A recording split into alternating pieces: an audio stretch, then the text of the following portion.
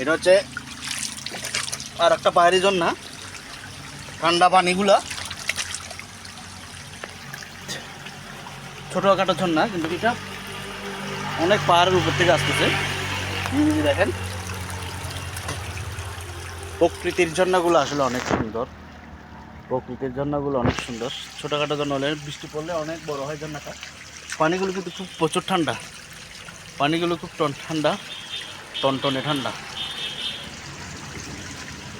এই যে দেখছেন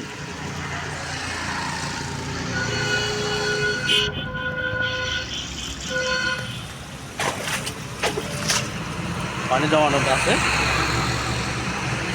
ছোটোখাটো ঝর্ণা আর কি। ভিডিও করতেছি, ভিডিও তো লাগে, ভিডিও করতে তো হয়, উপায় নাই।